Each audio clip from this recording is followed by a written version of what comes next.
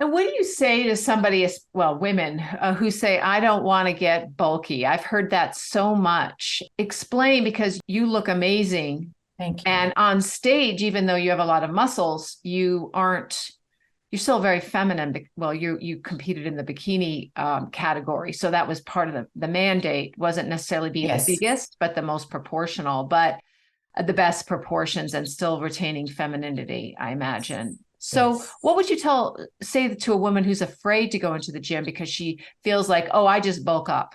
What does she need to do to get muscles but not bulk up? To make sure that, she does do some strength training as well as some cardio. It's just not all strength training.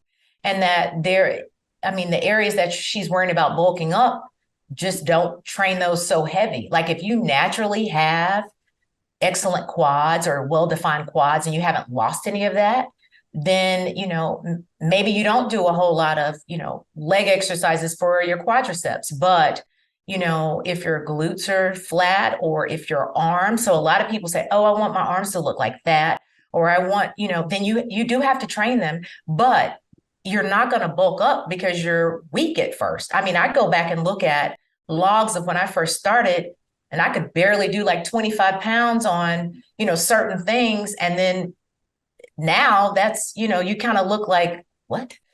So it's, if you want to get bulky, you can, but it's going to take eating more, a whole lot more. And that kind of gets into the macronutrients that you were talking about. Yeah. So one of the things that people always say is, well, where do you get your protein, which is a macronutrient? Or I shouldn't be eating carbs. Now, depending on what their underlying health conditions are, they may need to avoid simple carbs and processed foods, which are usually higher in carbs. Like I'm speaking of someone who has diabetes, and let's just use for, this example, type 2, meaning they weren't born with it. They have developed it because it was self-inflicted. They either were moving enough or they were eating too many carbs.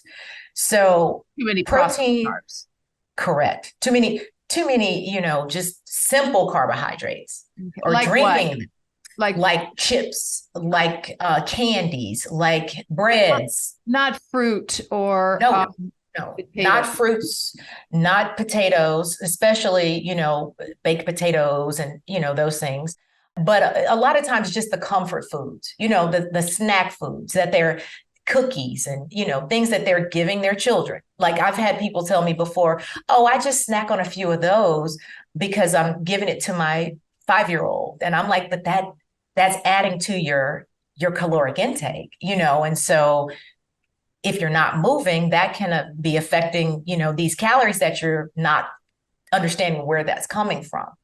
So if you want to, let's just say there's a person who is overweight.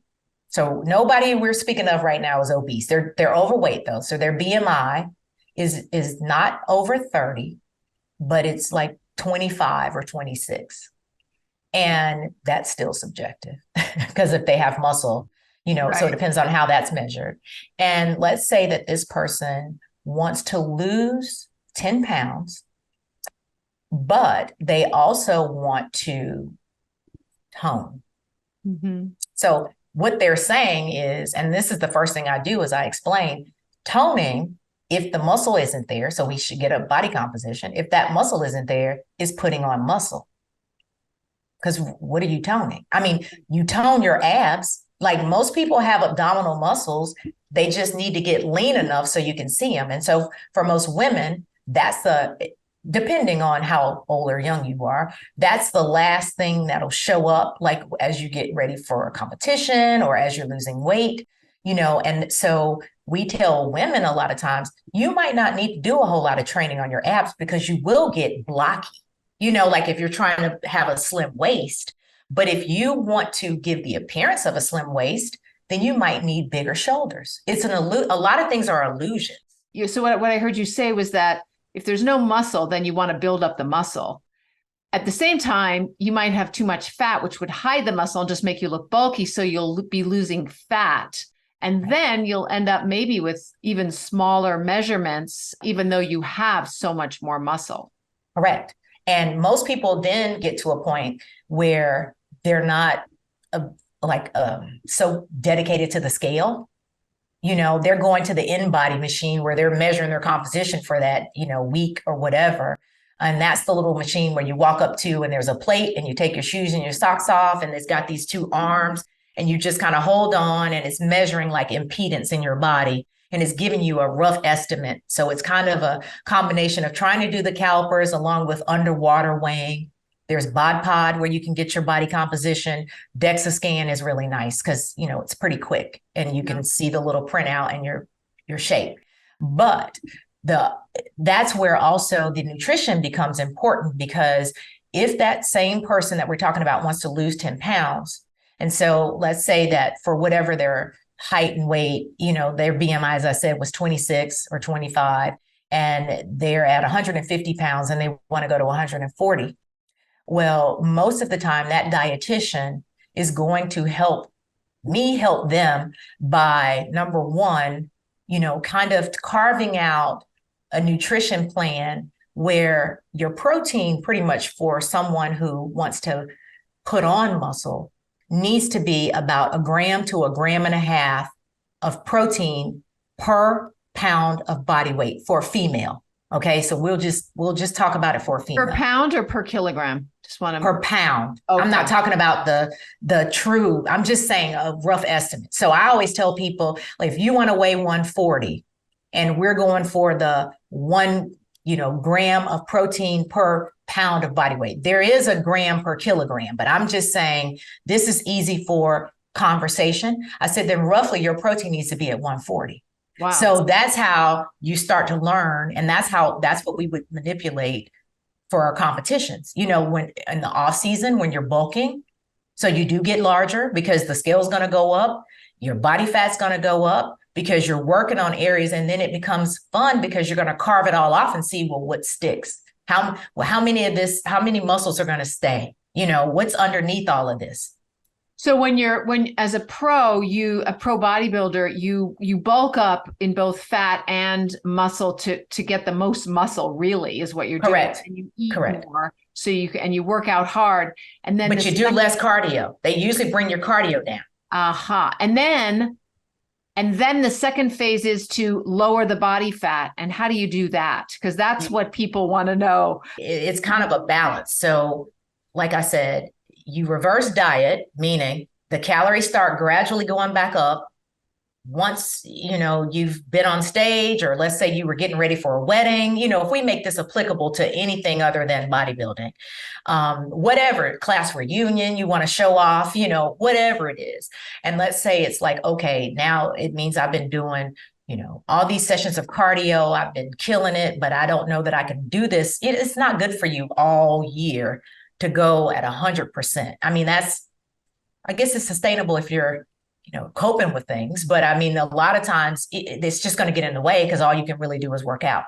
So then you gradually, like how you were tailoring things to kind of bring your protein down or up, whatever's going on, you gradually start reversing everything. So if you were doing a lot of cardio, and a lot could be 40 minutes. You might say, well, I don't have time to do 40 minutes. So most of us would split them up. We're doing 20 in the morning and 20 in the evening, and weight training one of those sessions. Then you start to lower that. You don't just cut it off, because then your metabolism is going to go, what's happening? Mm-hmm. So you gradually start to increase your calories again, by maybe you're adding 10 more grams of protein, to your day, which is split up amongst meals. So it's not like you're just adding it all in one meal. You're adding a little more carbohydrate, but you're slowly bringing your cardio down so that, now you're going to put on some size, right? But then that gives you the energy, the physical energy, the metabolic energy to lift harder, to lift heavier, so that you can work on the areas that you realized, okay, I thought I looked good, but I want my calves to be more. back. Let's just use back because that's a bigger muscle group. I want my back to be bigger, but I can't lift, and you learn this. I can't lift any heavier with what I'm doing. People say they're running out of steam, and it's usually because, or they're getting winded because they haven't eaten enough. They haven't fueled enough. So in that same token, when you're trying to get it off, your cardio goes back up, your protein, your carbohydrates, your fats, they go down relatively. And that's a sweet spot that takes time. I mean, and it's uncomfortable. I'll be the first one to say, it's uncomfortable not knowing what's going to happen and having to just trust a process when we've been programmed to think to lose weight, we need to eat less. Well, yeah, if you're eating 3,000 calories a day and you didn't realize it, but you're a snacker, and that's a lot of calories as for a woman, then yeah, you're going to lose quickly if someone tells you got to cut your calories back to 2,000 or so, but most of the time people are consuming such low calories, 1,100, 1,200, like children need that, that's like, and Women so they're, do that. Yeah, women. right. Because we've been programmed for that. I mean, I remember days when you're told that. And even as an athlete, not thinking as Dr. Davis, but as Harriet, I was like, well, what's going to happen if I do this? And then you realize, no, it shows that you have a great metabolism. When you can eat 2,500 calories a day and not do a lot of cardio, you feel great, you sleep well, you're less irritable, your hormones are more balanced, mentally you're clear, and your workouts feel amazing. And a lot of times your weight goes down.